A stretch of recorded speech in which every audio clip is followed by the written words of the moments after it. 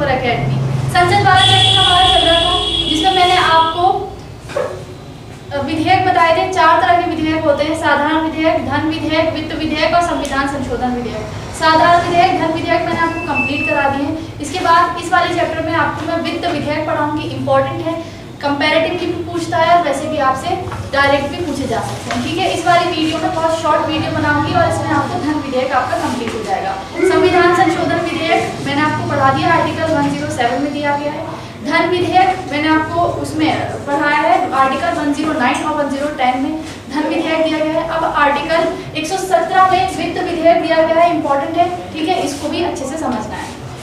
वित्त विधेयक किसमें दिया गया है, पहले तो आपको ध्यान रखना है, आर्टिकल 117 में वित्त विधेयक का प्रावधान दिया गया है। अनुच्छेद 117 में वित्त विधेयक का प्रावधान दिया गया है। ठीक है, वित्त विधेयक और धन विधेयक में अंतर है। वित्त विधेयक को फाइनेंशियल बिल को बोलते हैं और धन विधेयक को मनी बिल बोलते हैं। ठीक है, दोनों पैसे से संबंधित हैं, दोनों रिलेटेड किससे हैं, पैसे से रिलेटेड हैं, लेकिन दोनों में अंतर है। क्या अंतर है, इस वाली वीडियो में कंफर्म करेंगे। ठीक है, वित्त विधेयक यानी फाइनेंस बिल, फाइनेंस बिल का वर्णन करता है कौन, अनुच्छेद 117। वित्त विधेयक वह है जो आय व्यय से संबंधित है। वित्त विधेयक में आगामी वित्त वर्ष के किसी नए प्रकार के कर लगाने, कर में संशोधन आदि से संबंधित विषय शामिल होते हैं। वित्त विधेयक में तीन प्रकार के होते हैं। वित्त विधेयक 3 प्रकार के होते हैं, धन विधेयक, वित्त विधेयक फर्स्ट, इसको ऐसे लिखते हैं, टाइपिंग मिस्टेक हो गई, फर्स्ट, वित्त विधेयक फर्स्ट और वित्त विधेयक सेकंड को ऐसे लिखते हैं। ठीक है, वित्त विधेयक सेकंड को ऐसे लिखते हैं। धन विधेयक किसका, धन विधेयक में किसका वर्णन दिया, किसमें वर्णन दिया गया है, अनुच्छेद 110 में धन विधेयक को परिभाषित किया गया है। 109 में धन विधेयक के पारित होने की प्रक्रिया दी गई है। तो आपको ध्यान देना है कि धन विधेयक के पारित होने की प्रक्रिया 109 में दी गई है और धन विधेयक की परिभाषा 110 में दी गई है। इसीलिए धन विधेयक जो दिया गया है परिभाषित, इसलिए अनुच्छेद 110 लिखा है, कंफ्यूज नहीं होना है कि अनुच्छेद 9 में भी धन विधेयक है। अनुच्छेद 9 में धन विधेयक के पारित होने की प्रक्रिया है। वर्णन किस में दिया गया है, 110 में। वित्त विधेयक अनुच्छेद 117 का क्लॉज 1 वित्त विधेयक के बारे में बात करता है, वित्त विधेयक फर्स्ट के बारे में बात करता है, वित्त विधेयक सेकंड अनुच्छेद 117 के 3 में है। ठीक है, पहले पढ़ेंगे वित्त विधेयक फर्स्ट। धन विधेयक मैं आपको बता चुकी हूँ। धन विधेयक क्या होते हैं, कर को लगाने से संबंधित, यानी कर में कोई संशोधन होगा, इंक्रीज करेंगे, डिक्रीज करेंगे, संशोधन करेंगे, परिवर्तन करेंगे, वो कौन सा विधेयक कहलाएगा, धन विधेयक कहलाएगा। संचित निधि से पैसे जमा करने, निकालने से संबंधित विधेयक धन विधेयक कहलाता है। फिर इसके साथ साथ सरकार जो ऋण लेती है और सरकार जो ऋण दिए गए हैं उसका जो वापसी होती है पैसे की, वो सब किस में आता है, धन विधेयक कहलाता है। ठीक, वो सब धन विधेयक कहलाता है। ये आपको समझ में आया, धन विधेयक को मैंने दोबारा परिभाषित कर दिया। कर लगाना, हटाना, उसमें संशोधन करना, परिवर्तन करना धन विधेयक है। संचित निधि से पैसे निकालना, जमा करना धन विधेयक है। फिर इसके बाद सरकार जो ऋण लेती है वो भी धन विधेयक के तहत आता है। ठीक, अब वित्त विधेयक क्या है, अनुच्छेद वित्त विधेयक 1 अनुच्छेद 110 में उल्लेखित सभी मामलों के साथ इसके अलावा इसमें अन्य आय मामले भी सम्मिलित होते हैं। यानी वित्त विधेयक फर्स्ट क्या होगा, इसमें 110 में जो मामले दिए गए हैं वो भी शामिल होते हैं और एक्स्ट्रा आय से संबंधित जो भी मामले होते हैं वो भी वित्त विधेयक में सम्मिलित होते हैं। ये अंतर क्या है इसमें कि धन विधेयक में तो अनुच्छेद 10 में जो वर्णन किया गया है केवल वो ही होंगे, लेकिन वित्त विधेयक फर्स्ट में क्या होगा, अनुच्छेद 10 में जो दिया गया है वह मामले भी है और अन्य आय से संबंधित मामले भी इसमें दिए गए हैं। इसीलिए वित्त विधेयक धन विधेयक से अलग है। इसमें धन विधेयक के समान राष्ट्रपति की अनुमति के बाद लोकसभा में पेश किया जाता है, परंतु राज्यसभा इसे अस्वीकार या स्वीकार कर सकती है। ठीक है, स्वीकार या अस्वीकार कर सकती है। देखो, ये धन विधेयक के समान है किस मामले में, धन विधेयक के समान है 2 मामलों में, धन विधेयक के समान है 2 मामलों में। ठीक है, पहले हम लिखेंगे धन विधेयक, आर्टिकल मैं आपको नोट से पढ़ाती हूँ बोर्ड पर। देखो,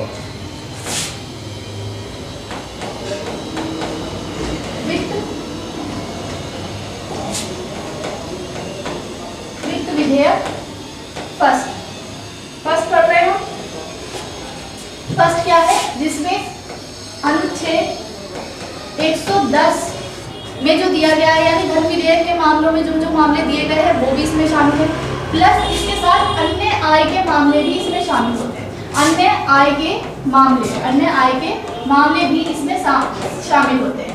ठीक है, वित्त विधेयक फर्स्ट इसको बोलते हैं। फिर इसके साथ किसमें दिया गया है, आर्टिकल 117 के क्लॉज 1 में वित्त विधेयक 1 दिया गया है। अब वित्त विधेयक और वित्त विधेयक फर्स्ट में और धन विधेयक में क्या समानता है? दो समानता है। पहले मैं समानता कभी एग्जाम में आपसे पूछ लेंगे वित्त विधेयक फर्स्ट में समानताएं धन विधेयक के समान कौन कौन सी है। तो पहली हम पढ़ेंगे समानताएं। समानताएं क्या है कि इसे लोकसभा में पेश किया जाता है। वित्त विधेयक को सबसे पहले लोकसभा में पेश किया जाएगा। ठीक है, जैसे धन विधेयक को लोकसभा में पेश किया जाता है, इसे भी पहले लोकसभा में पेश किया जाता है। ठीक है, लोकसभा में पेश किया जाएगा, ये प्रस्तुत किया जाएगा। धन विधेयक के समान इसे पहले लोकसभा में पेश किया जाएगा। दूसरी समानता क्या है कि राष्ट्रपति की पूर्व अनुमति से प्रस्तुत किया जाता है। राष्ट्रपति की पूर्व अनुमति से।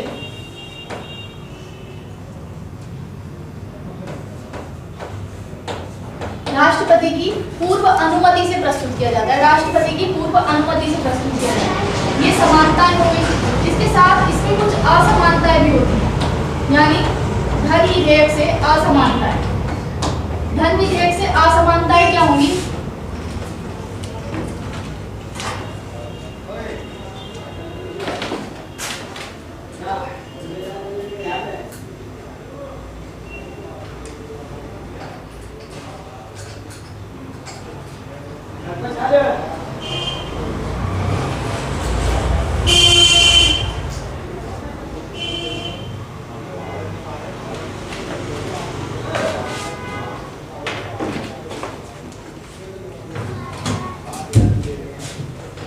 लाइट थोड़ा फ्लक्चुएट कर रही है, आपको ध्यान रखना है। बोर्ड आई थिंक विजिबल है। ठीक है, हम असमानताएं पढ़ रहे हैं, सॉरी, इसके लिए लाइट थोड़ा फ्लक्चुएट कर रही है। ठीक है, समानताएं हमने पढ़ी। लोकसभा में पहले पेश किया जाता है, उसके बाद धन विधेयक के समान लोकसभा में पेश किया जाएगा और राष्ट्रपति की पूर्व अनुमति से पेश किया जाएगा। इसके बाद इसमें असमानताएं क्या है धन विधेयक से? असमानताएं, पहला संयुक्त अधिवेशन। वित्त विधेयक में मैंने आपको बताया था, वित्त विधेयक के मामले में आप राष्ट्रपति संयुक्त अधिवेशन बुला सकते हैं, यानी कि आर्टिकल 108 के तहत राष्ट्रपति संयुक्त अधिवेशन बुला सकते हैं वित्त विधेयक के मामले में। ठीक है, ये वित्त विधेयक होता है, तो वित्त विधेयक के मामले में राष्ट्रपति संयुक्त अधिवेशन बुला सकते हैं, जबकि धन विधेयक में संयुक्त अधिवेशन का प्रावधान नहीं है। इसके साथ साथ राज्यसभा इसे स्वीकार या अस्वीकार कर सकती है। राज्यसभा इसे स्वीकार भी कर सकती है और अस्वीकार भी कर सकती है, जबकि धन विधेयक के संबंध में राज्यसभा के पास कोई शक्तियां नहीं थी। राज्यसभा उसको केवल स्वीकार कर सकती थी, उसने अस्वीकार वाला ऑप्शन उसके पास था नहीं। ठीक है, तो असमानताएं कौन सी हो गई कि राज्यसभा इसको स्वीकार भी कर सकती है, अस्वीकार भी कर सकती है और इस पर संयुक्त अधिवेशन बुलाया जा सकता है। समानताएं हैं, लोकसभा में पेश होगा, राष्ट्रपति की पूर्व अनुमति से पेश होगा। ये कौन सा विधेयक है? वित्त विधेयक फर्स्ट पढ़ रहे हैं, जिसमें अनुच्छेद 110 में जो मामले दिए गए हैं वो भी शामिल होते हैं, इसके अलावा अन्य आय के मामले भी शामिल होते हैं। एक चीज आपको ध्यान रखनी है, प्रत्येक वित्त विधेयक धन विधेयक होता है, प्रत्येक वित्त विधेयक धन विधेयक होता है, लेकिन प्रत्येक धन विधेयक वित्त विधेयक नहीं होता है। ठीक, क्योंकि वित्त विधेयक जो होते हैं उसमें तीनों शामिल होते हैं, धन विधेयक, वित्त विधेयक फर्स्ट और वित्त विधेयक सेकंड। इसलिए प्रत्येक वित्त विधेयक धन विधेयक होता है, यानी प्रत्येक फाइनेंस बिल जो होगा वो मनी बिल होगा, लेकिन हर मनी बिल फाइनेंस बिल नहीं होता है। ये एग्जाम में पीछे पूछा गया है लाइन, तो आपको ध्यान रखना है।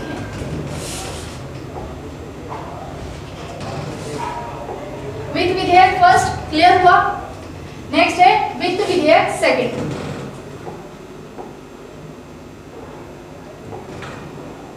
वित्त विधेयक सेकंड, ठीक है, भारत की संचित निधि पर पारित व्यय, संचित निधि पर पारित नहीं भारित, भारत की संचित निधि पर भारित व्यय से संबंधित उपबंध होते हैं। किसमें? वित्त विधेयक सेकंड में भारत की संचित निधि पर भारित, ठीक है, संचित निधि पर भारित व्यय होते हैं, जिसमें ज्यादातर वेतन भत्ते शामिल होते हैं। ठीक है, उन पर भारित व्यय किससे संबंधित होते हैं? वित्त विधेयक सेकंड से। लेकिन इसमें व्यय कोई उपबंध शामिल नहीं होता, जिसका उल्लेख अनुच्छेद हुआ है। यानी कि अनुच्छेद 110 के तहत जो उपबंध दिए गए हैं धन विधेयक में, वित्त विधेयक सेकंड में वो शामिल नहीं होते। यही फर्क है कि वित्त विधेयक फर्स्ट से अलग है, क्योंकि उसमें धन विधेयक के जितने भी मामले थे वो भी शामिल थे और अन्य आय के मामले भी शामिल थे। इसमें केवल 110 में जो मामले होते हैं वो शामिल नहीं होते हैं। ये साधारण विधेयक के समान किसी भी सदन में प्रस्तुत किया जा सकता है, जबकि वित्त विधेयक फर्स्ट के बारे में हमने पढ़ा था वो धन विधेयक के समान है, क्योंकि उसे केवल लोकसभा में राष्ट्रपति की पूर्व अनुमति से ही पेश किया गया था। इसके अलावा राष्ट्रपति की पूर्व अनुमति की भी आवश्यकता नहीं होती है। सेकंड वित्त विधेयक के संबंध में ना तो राष्ट्रपति की पूर्व अनुमति की आवश्यकता होती है और ना ही इसे किसी भी केवल लोकसभा में ही प्रस्तुत किया जा सकता है, इसे किसी भी सदन में प्रस्तुत किया जा सकता है। परंतु पारित करने से पहले राष्ट्रपति की अनुशंसा की आवश्यकता होती है। दोनों सदन इसे स्वीकार अस्वीकार कर सकते हैं। तो वित्त विधेयक सेकंड क्या हो गया, जिसमें धन विधेयक से संबंधित कोई मामले शामिल नहीं है। इसमें कौन से मामले शामिल होते हैं, जो भारत की संचित निधि पर भारत की संचित निधि पर भारित व्यय होते हैं, वो इसमें शामिल होते हैं। ठीक है, ये धन विधेयक से अलग है क्योंकि ये किसी भी सदन में पेश किया जा सकता है। ठीक है, राज्यसभा इसे स्वीकार अस्वीकार कर सकती है। इस पे संयुक्त अधिवेशन भी बुलाया जा सकता है और इसमें 110 से संबंधित कोई भी मामले शामिल नहीं होते। आई होप आपको वित्त विधेयक फर्स्ट और सेकंड आराम से समझ में आया होगा। वित्त विधेयक समझ में आया? वित्त विधेयक फर्स्ट, वित्त विधेयक सेकंड क्या कहते हैं, बहुत इजीली समझ में आ गया क्योंकि नोट्स मैंने बहुत आसानी से बनाए। इसके बाद आपसे एग्जाम में मोस्टली ये पूछा जाता है, मैच द फॉलोइंग में पूछा जा सकता है और आपको बोलता है ना कथन कारण, उस तरह के भी या पैराग्राफ में भी आपसे पूछा जा सकता है एक साथ मिलाकर। ज्यादातर एग्जाम में कंपैरेटिव पूछा जाता है, तो इसलिए यहाँ पर कंपैरेटिव पढ़ेंगे। धन विधेयक को पारित करने की प्रक्रिया अनुच्छेद 109 में दी गई है। धन विधेयक के पारित होने की प्रक्रिया 109 में दी गई है और धन विधेयक की परिभाषा, ध्यान रखना है, रिपीटिंग माय वर्ड्स, धन विधेयक की परिभाषा किसमें दी गई है, 110 में दी गई है और उसको पारित करने की प्रक्रिया 109 में दी गई है। वित्त विधेयक को पारित करने की प्रक्रिया 117 में दी गई है और इसको परिभाषित भी 117 में किया गया है। इसके लिए कोई अलग आर्टिकल नहीं बनाया। फिर उसके बाद धन विधेयक में सिर्फ अनुच्छेद 110 में निर्दिष्ट विषय आते हैं। धन विधेयक वह है जिसमें 110 में उसे परिभाषित किया गया है, 110 में जो विषय दिए गए हैं वो केवल धन विधेयक है। इसके अलावा हमने पढ़ा था वित्त विधेयक में, पहले वित्त विधेयक में धन विधेयक में जो मामले आते हैं वो भी शामिल होते हैं और दूसरे वित्त विधेयक में उससे बाहर के मामले शामिल होते हैं। ठीक है, अनुच्छेद 10 में निर्देशित विषय तथा कुछ अन्य विषय भी होते हैं। धन विधेयक का विषय क्षेत्र वित्त विधेयक की अपेक्षा सीमित है। इसमें तो केवल वही मामले आएंगे जो 110 में है, इसके अलावा कोई मामले अतः प्रत्येक वित्त विधेयक धन विधेयक नहीं है। ठीक है, इसका क्षेत्र सीमित है, धन विधेयक का क्षेत्र सीमित है, वित्त विधेयक का क्षेत्र एरिया बड़ा है, ब्रॉड है। ठीक है, वित्त विधेयक धन विधेयक से व्यापक होता है, अतः प्रत्येक धन विधेयक वित्त विधेयक होता है। आपको यहाँ ध्यान रखना है जो मैं आपको बता रही थी, प्रत्येक वित्त विधेयक धन विधेयक, ये उल्टा कर दिया है इन्होंने, गलत लिख दिया है। प्रत्येक वित्त विधेयक तो धन विधेयक होता है। ठीक है, प्रत्येक वित्त विधेयक धन विधेयक होगा, लेकिन प्रत्येक धन विधेयक वित्त विधेयक नहीं होगा, इसलिए धन विधेयक का जो क्षेत्र है वो सीमित होता है। इसके बाद धन विधेयक को राज्यसभा में पेश नहीं किया जा सकता। वित्त विधेयक को राज्यसभा में पेश किया जा सकता है और राज्यसभा से स्वीकार अस्वीकार कर सकती है। यदि आने वाले विषयों को छोड़कर अन्य वित्त विधेयकों को राज्यसभा में पेश नहीं किया जा सकता।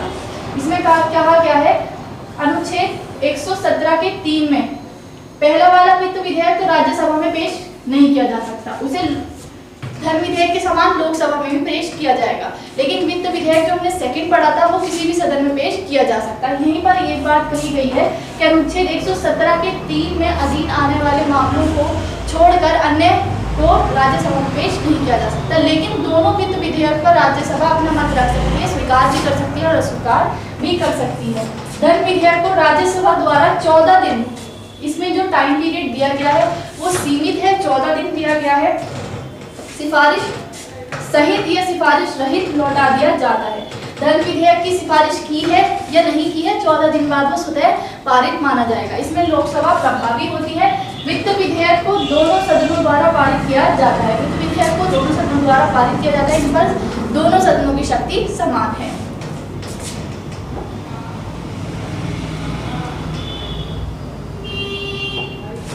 धन विधेयक को राष्ट्रपति की सिफारिश पर ही लोकसभा में पेश किया जा सकता है। धन विधेयक के समक्ष राष्ट्रपति की पूर्व सिफारिश से या अनुमति से ही धन विधेयक को प्रस्तुत किया जाता है। लेकिन वित्त विधेयक फर्स्ट में हमने पढ़ा था कि राष्ट्रपति की पूर्व अनुमति की आवश्यकता है और लोकसभा में पेश किया जाएगा। वित्त विधेयक सेकंड के संबंध में दोनों ही प्रावधान नहीं थे। अनुच्छेद यही बात यहाँ पर कही गई है। अनुच्छेद 117 के क्लॉज 3 के अंतर्गत आने वाले वित्त विधेयकों के लिए राष्ट्रपति की सिफारिश की आवश्यकता नहीं है। इसके अलावा अन्य वित्त विधेयक भी राष्ट्रपति की सिफारिश पर संसद के किसी भी सदन में पेश किए जा सकते हैं।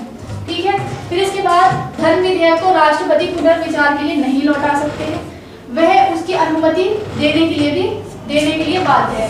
यानी धन विधेयक के संबंध में राष्ट्रपति के पास जो वीटो पावर होती है वो नहीं काम करती है। सिर्फ वो क्या करेंगे, उसको स्वीकार करेंगे। ठीक है। उनके पास एक ही ऑप्शन रहता है, उसको स्वीकार करना, ठीक, या अस्वीकार करना। लेकिन वो अस्वीकार इसलिए नहीं करते क्योंकि उनकी पूर्व अनुमति से पेश किया जाता है।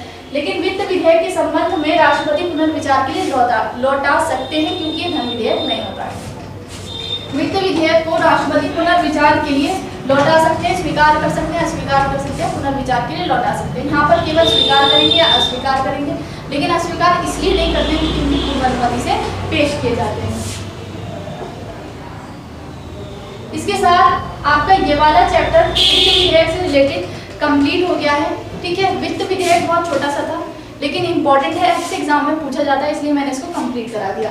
वित्त विधेयक, धन विधेयक, साधारण विधेयक, फिर संविधान संशोधन विधेयक रह रहा है आपको, वो अलग टॉपिक है, लेकिन मैं इसी के साथ कवर करा दूंगी ताकि आपके चारों विधेयक एक साथ कंप्लीट हो जाए। ठीक है। संसद का पूरा जो चैप्टर है आपका वो ब्रॉडली कवर हो जाए। नोट जरूर बनाने हैं। Thank you so much.